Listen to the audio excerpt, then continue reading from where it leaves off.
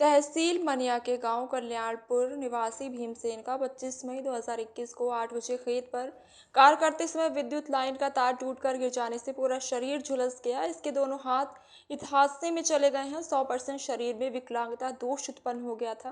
पीड़ित के अधिवक्ता अतुल कुमार भार्गव ने बताया कि जब भीमसेन खेत पर काम कर रहा था, इस समय विद्युत विभाग की लाइन टूटकर उसके ऊपर गिर गई, जिससे कि उसका पूरा शरीर करंट लगने से पूरी तरह झुलस गया है। उपचार के समय उसके दोनों हाथ काटने पड़े और उसका शरीर 100% विकलांग हो गया। इसको लेकर जिला विधिक सेवा प्राधिकरण स्थायी लोक अदालत में क्षतिपूर्ति के लिए वाद प्रस्तुत किया गया, जिस पर स्थायी लोक अदालत के अध्यक्ष सुरेश प्रकाश भट्ट और सदस्य वीरेंद्र उपाध्याय व रामदत्त श्रेणी ने निर्णय पारित करते हुए विद्युत संभाग को पीड़ित भीमसेन को क्षतिपूर्ति स्वरूप 18,22,996 रुपए माह 2 माह में अदा करने के आदेश पारित किए और साथ ही ये भी कहा कि यदि विद्युत विभाग निर्धारित अवधि में क्षतिपूर्ति अदा करने में असफल रहता है तो उसे क्षतिपूर्ति राशि पर परिवाद प्रस्तुत करने की अदायगी 100% ब्याज के साथ क्षतिपूर्ति राशि का पीड़ित को भुगतान करना होगा।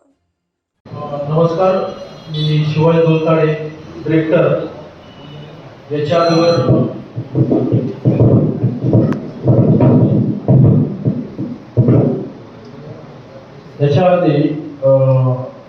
पाठीमागच्या 2-3 वर्षात माझे 4-5 पिक्चर आले.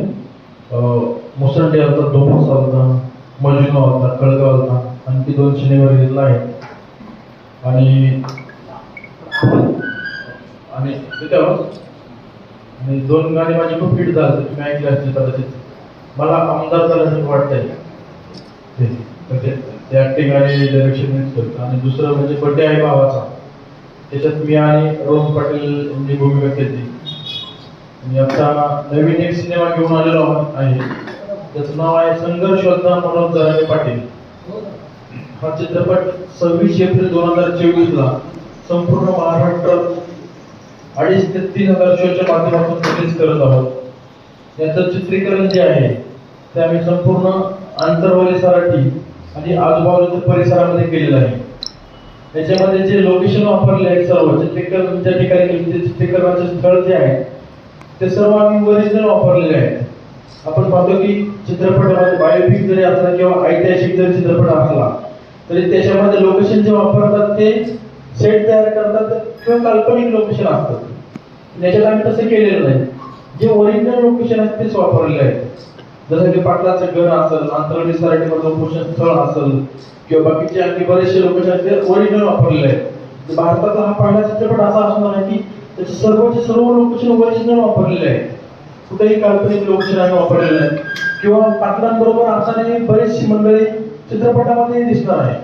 कदाचित एखाद्या व्हिडिओमध्ये तुम्ही व्हिडिओ पाहाल तर पाटील असतील आणि आजूबाजूला बाकीची मंडळी असतील. आणि चित्रपटाच्या सीनमध्ये पण तुम्हाला आपले रोहन पाटील दिसतील आणि त्यांच्या आजूबाजूला तीच मंडळी दिसेल.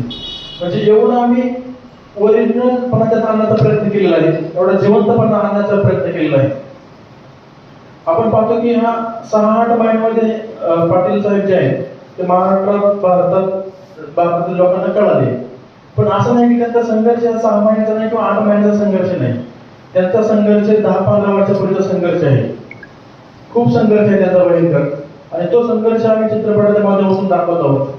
त्यांच्या पाठीमागे कुठलेही राजकीय पाठबळ नाही किंवा आर्थिकही पाठबळ नाही. अक्षरशः त्यांचं घर जर तुम्ही बघितलं तर अक्षरशः तुमचा विश्वास बसणार नाही.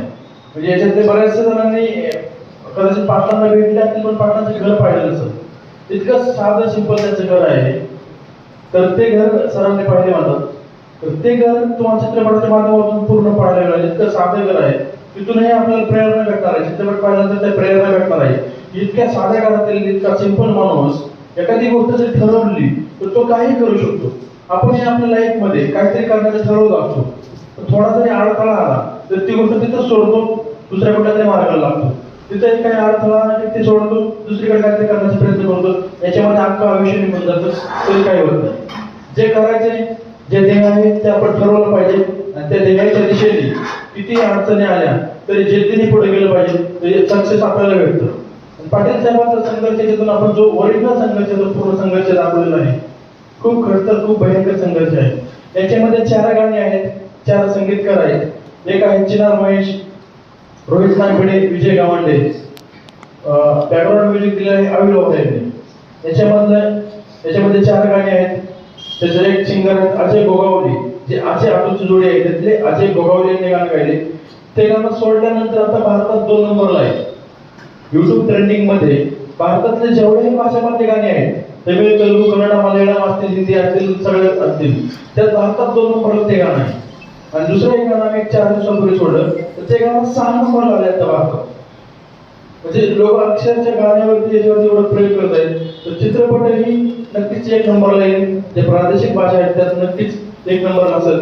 आणि त्याच्यामध्ये पत्रकार बांधवांची खूप आम्हाला गरज लागणार आहे, मदत लागणार. जसं तुम्ही पाटील साहेबांना मदत केली, तर पत्रकार बांधवांमुळे पाटील साहेब राज्यात अख्ख्या महाराष्ट्रात भारतात पोहोचले.